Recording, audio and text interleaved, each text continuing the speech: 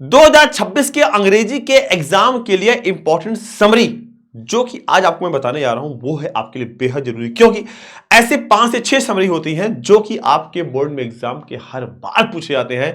हर बार examiner यहीं से question आपको देता है। आइए देखते हैं वो पांचों समरी कौन कौन सी है इंपॉर्टेंट वाली।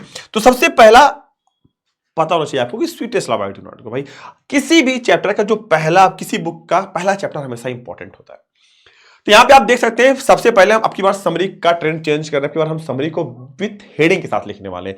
इससे आपको आसानी होगी समरी को लिखने में भी, साथ ही साथ आपको आसानी होगी याद करने में भी।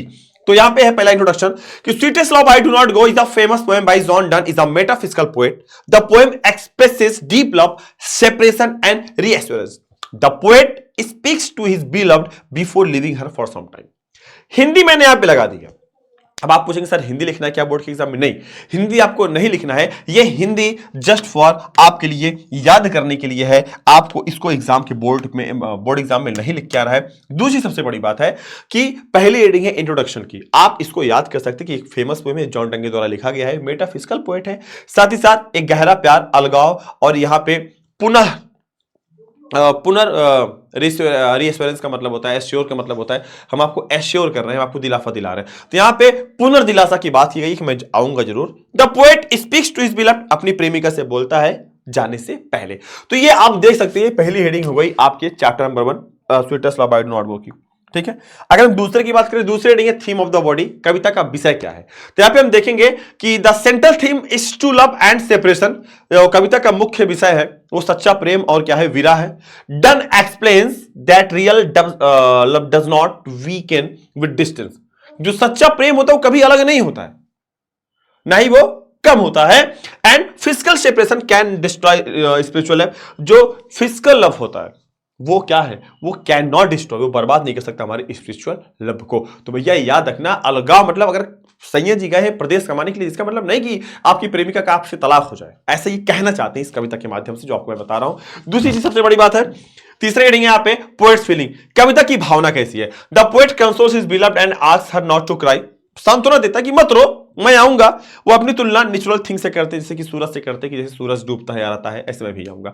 तो यहाँ पे ये 3 हेडिंग हो गई। चौथी हेडिंग है यूज ऑफ इमेजरी, बिंब और प्रतिबिंब। ये जॉन डन यहाँ पे नेचुरल इमेजरी का प्रयोग करते हैं, सूरज का यूज करते हैं, यहाँ पे वो सीजन्स का यूज करते हैं। तो यह मतलब this image makes the poet thoughtful and emotional. और इस प्रकार के जो ये कंपेरिजंस हैं ये पोएम को सुंदर और बहुत ही आकर्षक बना देते हैं।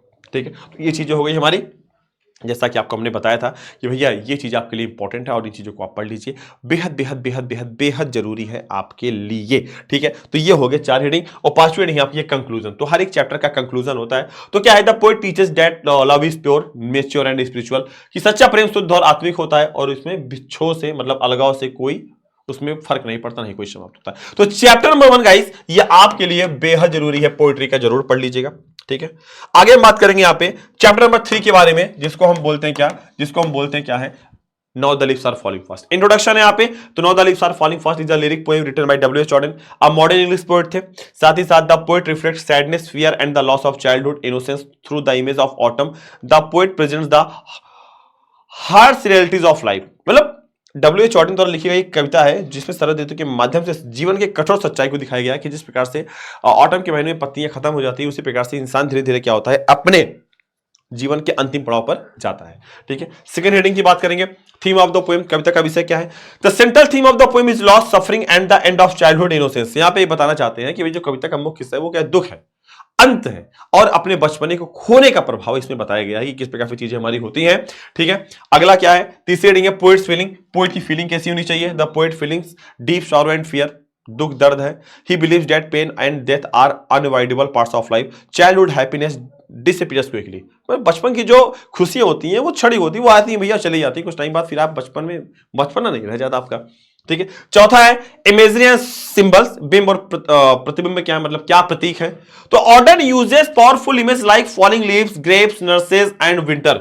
इन्होंने अपने पोएम में कुछ ऐसे वर्ड्स का यूज किया है जहां पे दिखाता है कि वास्तव में जो पत्तियां हैं वो दिखाती हैं मौत को, पत्तियां गिर रही हैं मतलब इंसान भी मौत की तरफ बढ़ रहा है। वाइल नर्सेस सिंबलाइज, मतलब यहां पे जो नर्सेस वर्ड है, जो छोटे छोटे पौधे हैं वो दिखा रहे हैं सिंबलाइज लॉस्ट केयर, प्यार का खो जाना और प्रोटेक्शन का चले जाना।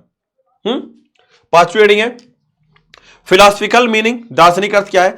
The poem presents a pessimistic view of life. यहां पे जो राइटर है वो पेसिमिस्टिक व्यू दिखाता है, एक मतलब एक निराशावादी दृष्टिकोण को दिखाता है। ठीक है, तो ये हो गया भैया आपका पांचवा। छठवां है आपका कंक्लूजन, निष्कर्ष। Now the leaves are falling fast में सारों की बात की गई है, दुख की बात की गई है, अलगाव की बात की गई है। तो ये दो इंपॉर्टेंट समरी आपकी हो गई कौन से? Chapter number 1, chapter number 3। आगे की हम बात करेंगे चैप्टर नंबर यहाँ पे आपका है ये 8 snake, very important DS Lawrence का, जहां पे इंट्रोडक्शन दिया गया है कि स्नैक का जो चैप्टर है famous poem by DS Lawrence. The poet narrates his encounter with a snake at a water trough, मतलब यहाँ पे दिखाते कि एक सांप इनके पानी पीने के पास, पानी पीने वाले जगह पर आता है, पानी पी के चला जाता है। तो ये इंपॉर्टेंट है बेटा। सेकंड हेडिंग है थीम ऑफ द पोएम, कविता का विषय क्या है? तो कविता का विषय यहाँ पे क्या है? यहाँ पे दिखाया गया कि किस प्रकार से नैतिकता को दर्शाता है, भय, सम्मान, रिस्पेक्ट, मोरालिटी को दिखाया गया है। सेकंड हेडिंग ये है। तीसरी हेडिंग है पोएट्स फीलिंग, कविता की भावना क्या है? तो poet experience fears, admiration, guilt, repeat, ये सारी चीजें इसमें दिखाई गई हैं। अगला हेडिंग हमारा है इमेज एंड सिंबलाइज, कि यहाँ पे बिंब क्या है, यहाँ पे प्रतीक क्या है, क्या है हॉट डे की बात की गई, क्या मतलब किन किन शब्दों का यूज किया गया, इसका मतलब ये होता है क्या है इमेजनरी में। तो यहाँ पे आप देख सकते हैं, यहाँ पे हॉट डे, वाटर, स्नैक, इन सारी चीजों की बात की गई है। साथ ही साथ यहाँ पे इमोशंस की बात की गई है और मोरल डायलेमास की बात की गई है कि किस प्रकार से एक इंसान कभी कभी नैतिक उलझनों में फंस के रह जाता है कि सांप को मारूं या ना मारूं। तो यहाँ पे ये 4 रीडिंग आपकी हो गई, बहुत इजी वर्ड में है। फिलोसफिकल मीनिंग, दार्शनिक अर्थ क्या है? The poem teacher respect for nature and emphasises the difference between insects and the learned behaviour, मतलब हमें सम्मान का पाठ देती है, साथ ही साथ दिखाती है कि मानव स्वभाव और आदतें कितनी अलग होती हैं, हमारे स्वभाव कितने अलग होते हैं, हमारी आदतें कितनी अलग होती हैं, ये बताना चाहते हैं टीएच लॉरेंस। एंड नेक्स्ट जो हेडिंग आपकी है वो है कंक्लूजन, कि वास्तव में snake reflects on morality, human pride and the need to live in harmony with nature. कविता नैतिकता, मानवगर्व और प्रकृति के साथ सामंजस्यपूर्ण की सीख देती है। तो ये हो गए भैया आपके चैप्टर नंबर 8 की बात, क्योंकि ये सारे के सारे इंपॉर्टेंट आपके हैं समरी। नेक्स्ट की हम बात करेंगे मैकाविटी, चैप्टर नंबर 7 आपका है। तो मैकाविटी आपको पता है भैया, इससे क्वेश्चन इंपॉर्टेंट तो आते ही हैं। हेडिंग क्या है यहाँ पे भैया? पहली हेडिंग है इंट्रोडक्शन। तो यहाँ पे क्या है कि मैकाविटी को दिखाया गया है एक humorous poem by TS. Eliot के द्वारा। It describes a mysterious criminal cat who always escape the law.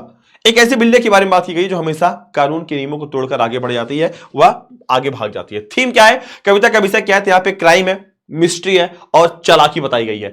Macavity represents lawless and the cunning, मतलब यहाँ पे मैकाविटी को कानूनहीनता या कानून का उल्लंघन करने वाला और चतुराई का प्रतीक बताया गया है।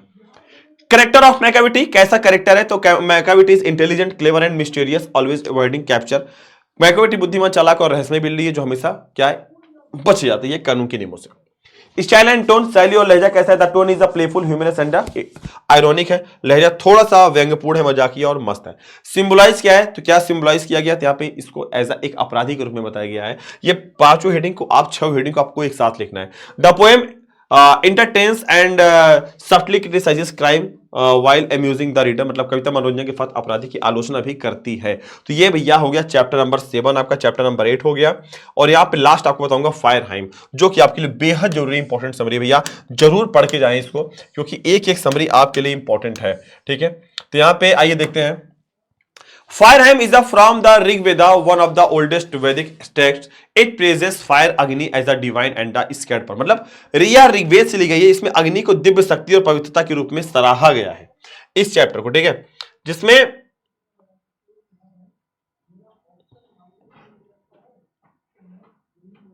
सॉरी और टू ऑटम देखना हमको पहले, और टू ऑटम देखना है।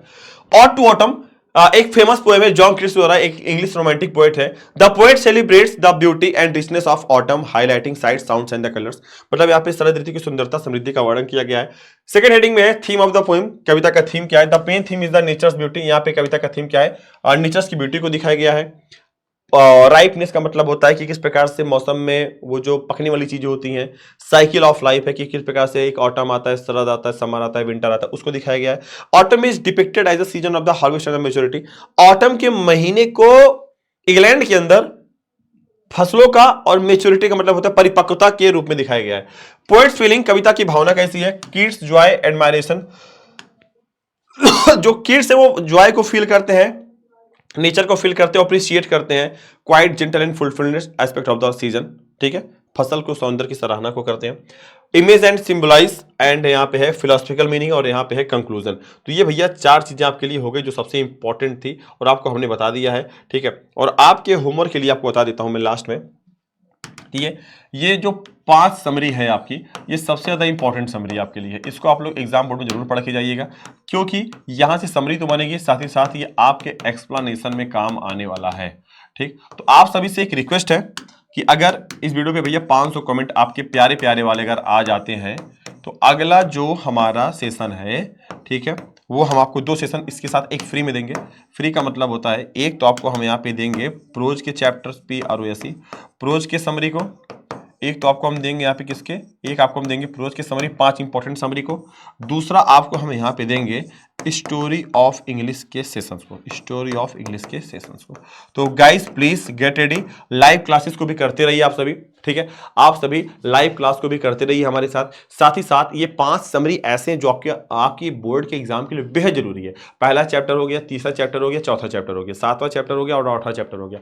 तो प्लीज गाइस इन सारे चैप्टर्स के बारे आप पढ़ के जाना, विथ हेडिंग के साथ हिंदी भी लगा दिया हूं, हिंदी मत लिखना है बोर्ड एग्जाम में याद करने के लिए, और बहुत ही सिंपल, बहुत ही ल्यूसिड लैंग्वेज है। तो please guys do more and more comment, ज्यादा से ज्यादा कमेंट करिए, और अभी 4 से 5 सेशन आपको देने प्यारे प्यारे, वो आपको हम दे के आपकी हम तैयारी कराने वाले, साथ ही साथ कम से कम 5 से 7 मॉडल पेपर आपको मैं यूट्यूब पे कराने वाला हूं। तो guys get ready for this one, तैयार रहिए क्योंकि चीजें बड़ी यूनिक होने वाली। तब तक के लिए फिर मिलेंगे, लव यू ऑल।